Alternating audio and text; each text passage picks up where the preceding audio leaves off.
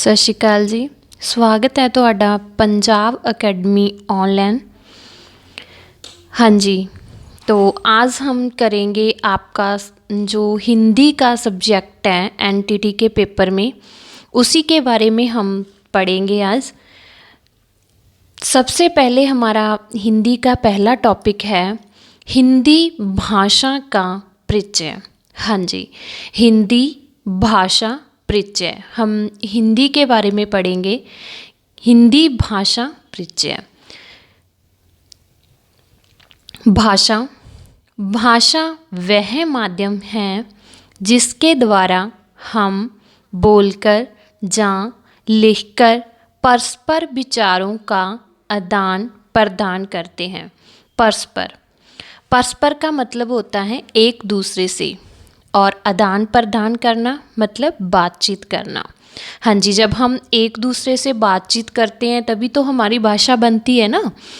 भाषा वह माध्यम है जिसके द्वारा हम बोलकर या लिखकर परस्पर विचारों का आदान प्रदान करते हैं। उसके बाद है भाषा के रूप।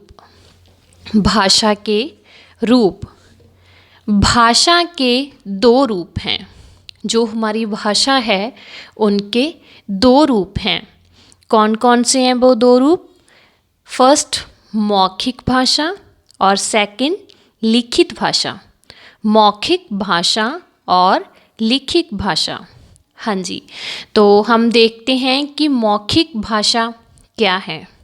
सबसे पहले हम देखेंगे मौखिक भाषा। भाषा का मूल रूप मौखिक होता है। मौखिक भाषा मुख से बोली जाती है। हाँ जी, हम जो भी मुख से बोलते हैं, मुंह के द्वारा बोलते हैं, अपने विचार आदान प्रदान करते हैं, जो हमारी मुंह से ध्वनियाँ निकलती हैं वही।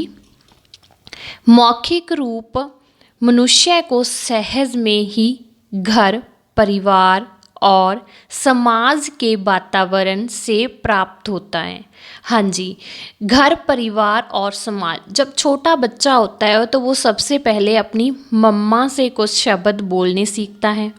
उसके बाद वो अपने परिवार से कुछ ना कुछ बोलना सीखता है। फिर वो समाज में आ जाता है और समाज से कुछ ना कुछ बोलना सीखता है। समाज के विकास क्रम में भाषा का मौखिक रूप पहले आता है। हाँ जी, तो क्या थी मौखिक भाषा? जो मुख से बोली जाती है। भाषा का मूल रूप मौखिक होता है। मौखिक भाषा मुख से बोली जाती है। मौखिक रूप मनुष्य को सहज में ही घर, परिवार और समाज के वातावरण से प्राप्त होता है। समाज के विकास क्रम में भाषा का मौखिक रूप पहले आता है। हाँ जी, उसके बाद है सेकंड हमारी लिखित भाषा। लिखित भाषा लिखकर प्रकट की जाती है। जब हम किसी को लिखकर बताते हैं ना, जैसे किसी को पत्र लिख दिया, वैसे भाषा के लिखित रूप को सीखने के लिए विशेष प्रयास करना पड़ता है। हाँ जी, ये कहते हैं कि भाषा को लिखित रूप को, जो भाषा का लिखित रूप है, उसे सीखने के लिए विशेष प्रयास करने पड़ते हैं। विशेष प्रयास मतलब जब बच्चा छोटा होता है तो उसे पेंसिल पकड़कर लिखना सिखाया जाता है। जब वो स्कूल में जाता है, चाहे हम घर में सिखाते हैं चाहे स्कूल में सिखाते हैं, तो उसे पेंसिल पकड़कर लिखना सिखाया जाता है और भाषा का ज्ञान दिया जाता है। लिखित रूप भाषा को मानकता एवं स्थायी रूप प्रदान करता है। हाँ जी, मानकता मतलब प्रमाणिकता, और स्थायी रूप प्रदान करता है। स्थायी रूप जो लिखा हुआ रहता है, मतलब जैसे कि आप देखोगे कि गुरु गोविंद सिंह जी ने जो ग्रंथ लिखा था वो अभी तक भी लिखा हुआ है, वो स्थायी है, जो रहता है। अनेक प्रकार की पोथियाँ लिखी होती है जो, उसे कहा जाता है स्थायी, जो लिखा रहता है। हाँ जी, तो लिखित भाषा क्या थी? लिखित भाषा लिखकर प्रकट की जाती है। भाषा के लिखित रूप को सीखने के लिए विशेष प्रयास करना पड़ता है। लिखित रूप भाषा को मानकता एवं स्थायी रूप प्रदान करता है। हाँ जी, उसके बाद हम करेंगे लिपि। लिपि पहले आती है ब्राह्मी लिपि और एक है खरोष्टी लिपि। हाँ जी, जो हमारी ब्राह्मी लिपि है ये लिखी जाती है बाएं से दाएं। ब्राह्मी लिपि बाएं से दाएं लिखी जाती है। ब्राह्मी लिपि का ताल्लुक हिंदी से है। हाँ जी, जो ब्राह्मी लिपि का ताल्लुक है वो हमारी हिंदी से है। उसके बाद है खरोष्टी लिपि। खरोष्टी लिपि दाएं से बाएं लिखी जाती है, ये उल्ट लिखी जाती है। सॉरी, ये थोड़ी सी कंफ्यूजन है, ये यहाँ पर पूरा नहीं लिखा गया। देखो आप देख लो वहाँ पे, देखो ब्राह्मी लिपि बाएं से दाएं लिखी जाती है और जो खरोष्टी लिपि है वो दाएं से बाएं लिखी जाती है, वो उल्ट है। ठीक है, बस इतना याद रख लेना, बाकी सब ठीक है। लिपि के दो भाग हैं। हाँ जी, लिपि के दो भाग हैं। कौन कौन से हैं वो दो भाग? उत्तर शैली और दूसरा है दक्षिण शैली। कौन कौन से? उत्तर शैली और दक्षिण शैली। सबसे पहले हम करेंगे उत्तर शैली के 4 भाग। उत्तर शैली के 4 भाग हैं। कौन कौन से? गुप्त लिपि, कुटिल लिपि, शारदा लिपि और प्राचीन लिपि। फिर उसके बाद प्राचीन लिपि के 2 भाग हैं। हाँ जी, उसके बाद प्राचीन लिपि के 2 भाग हैं, वो हैं पूर्वी नागरी और पश्चिमी नागरी। ठीक है जी। उसके बाद है पश्चिम नागरी से हमारी जो देवनागरी है वो निकली है। जो पश्चिम नागरी लिपि है ना, उसी से हमारी देवनागरी लिपि निकली है। उसके बाद दक्षिण शैली। दक्षिण शैली में तमिल, तेलुगु और कन्नड़ ये भाषाएं बोली जाती है। ठीक है, ये लिपियाँ हैं। लिपि, उसके बाद फिर लिपि। लिपि का विकास भाषा के उद्भव के बाद हुआ है। उच्चारित ध्वनि के लिए लिखित चिन्ह निर्धारित किए गए। इन्हीं लिपि चिन्हों को ही लिपि कहा जाता है। हाँ जी, किसे कहा जाता है? लिपि का विकास भाषा के उद्भव के बाद हुआ है। लिपि का विकास भाषा के उद्भव के बाद हुआ है। उच्चारित ध्वनि के लिए लिखित चिन्ह निर्धारित किए गए। इन्हीं लिपि चिन्हों को ही लिपि कहा जाता है। नोट, देवनागरी लिपि का विकास ब्राह्मी लिपि से हुआ है। हाँ जी, जी आपको क्वेश्चन ऐसे बन के आएगा कि देवनागरी लिपि का विकास किस लिपि से हुआ है, तो वो आप लिख दोगे ब्राह्मी लिपि से। देखिए उसके आगे जो लिपि है हिंदी जो भाषाएं बोली जाती है। उसके बाद हमारे भारत में जो भाषाएं बोली जाती है हिंदी, संस्कृत, मराठी और नेपाली। इनकी लिपि कौन सी है? ये क्वेश्चन पूछा जाएगा कि हिंदी की लिपि कौन सी है, तो देवनागरी है। संस्कृत की लिपि कौन सी है? देवनागरी है। मराठी की लिपि कौन सी है? देवनागरी है। और नेपाली की लिपि कौन सी है? देवनागरी है। ऐसा करके क्वेश्चन आ सकता है। उसके बाद उर्दू की लिपि कौन सी है? तो फ्रांसीसी है। और फारसीसी की लिपि कौन सी है? फ्रांसीसी है। ओके, उसके बाद है अंग्रेजी की लिपि, रोमन है। और फ्रेंच की लिपि भी रोमन है, जर्मन की लिपि भी रोमन है और स्पेनिश की लिपि भी रोमन है। ठीक है जी। हाँ जी, तो इसमें से आपको क्वेश्चन ऐसे पूछ सकते हैं कि उर्दू की कौन सी लिपि है, तो आपने लिखना होगा कि फ्रांसीसी, या फिर वो पूछ लेंगे कि अंग्रेजी की कौन सी लिपि है, रोमन, और हिंदी की कौन सी लिपि है, तो आपने पढ़ाई है देवनागरी। ठीक है जी।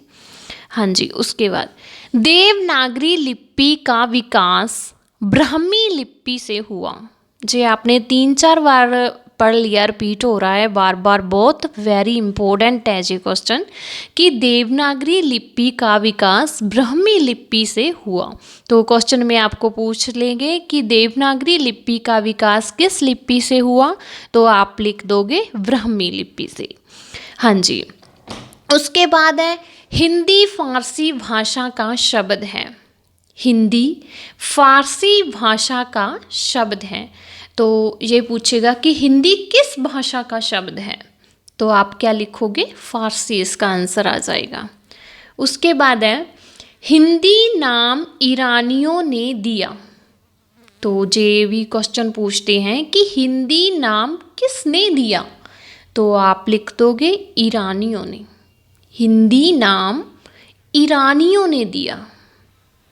हाँ जी, उसके बाद है हिंदी शब्द सिंधी का बिगड़ा हुआ रूप है। हिंदी शब्द सिंधी का बिगड़ा हुआ रूप है। जे बहुत ही वेरी वेरी इंपॉर्टेंट है जी, काफ़ी बार क्वेश्चन जे रिपीट हो रहा है पेपरों में।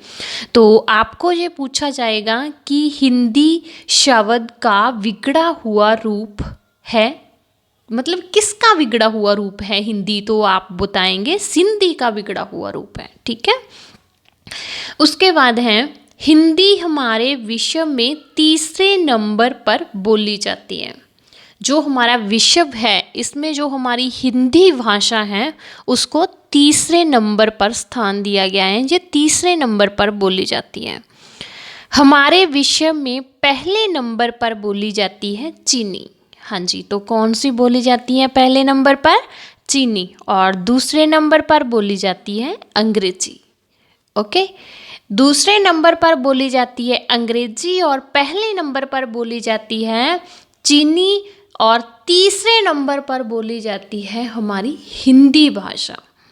हिंदी शब्द का भाषा के अर्थ में सबसे पहला प्रयोग मुसलमानों ने किया था। हाँ जी, हिंदी शब्द का भाषा के अर्थ में सबसे पहला प्रयोग मुसलमानों ने किया था। ये भी आपको क्वेश्चन ऐसे पूछ सकते हैं कि हिंदी शब्द का भाषा के अर्थ में सबसे पहला प्रयोग किसने किया था, तो इसका आंसर आप लिख दोगे मुसलमानों ने किया था। हाँ जी, उसके बाद है राजभाषा हिंदी। राजभाषा हिंदी स्वतंत्रता प्राप्ति के पश्चात, स्वतंत्रता प्राप्ति के पश्चात भारतीय संविधान निर्माताओं ने हिंदी के महत्व को स्वीकार करते हुए 14 सितंबर 1949 को संविधान के अनुच्छेद 343 में देवनागरी लिपि में लिखी हिंदी को भारत संघ की राजभाषा घोषित किया। हाँ जी, राजभाषा कब घोषित किया, तो हम दोबारा देखते हैं। स्वतंत्रता प्राप्ति के पश्चात, स्वतंत्रता प्राप्ति के पश्चात भारतीय संविधान निर्माताओं ने हिंदी के महत्व को स्वीकार करते हुए 14 सितंबर 1949 को संविधान के अनुच्छेद 343 में देवनागरी लिपि में लिखी हिंदी को भारत संघ की राजभाषा घोषित किया। हाँ जी, उसके बाद है प्रतिवर्ष 14 सितंबर को हिंदी दिवस के रूप में मनाया जाता है। हाँ जी, तो हिंदी दिवस कब मनाया जाता है, हर वर्ष, तो 14 सितंबर को मनाया जाता है। जो वेरी इंपॉर्टेंट है, आपने याद रखना है, 14 सितंबर को हिंदी दिवस के रूप में मनाया जाता है हर वर्ष। उसके बाद है राजभाषा के रूप में हिंदी सरकारी कामकाज के रूप में प्रयोग की जाती है। हाँ जी, हिंदी सरकारी कामकाज के रूप में प्रयोग की जाती है। उसके बाद है संविधान की 18वीं अनुसूची में 14 भाषाओं को सम्मिलित किया गया है। संविधान की 18वीं अनुसूची में 14 भाषाओं को सम्मिलित किया गया है। हाँ जी, जो हमारी संविधान की 18वीं अनुसूची थी उसमें 14 भाषाएं थी जिसको शामिल किया गया था। तो ये 14 भाषाएं कौन कौन थी हैं? फर्स्ट है असमिया, सेकंड उड़िया, थर्ड उर्दू, फिर कन्नड़, कश्मीरी, गुजराती, तमिल, तेलुगु, पंजाबी, बंगला, मराठी और मलयालम, संस्कृत, हिंदी। हाँ जी, ये भाषाएं, ये 14 भाषाएं थी कौन सी अनुसूची में? संविधान की 18वीं अनुसूची में 14 भाषाओं को सम्मिलित किया गया था, जो ये आपकी नीचे लिखी हुई हैं ये भाषाएं थी। ठीक है जी।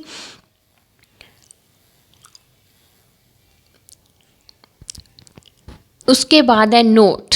21वें संविधान संशोधन 1967 द्वारा सिंधी को शामिल किया गया था।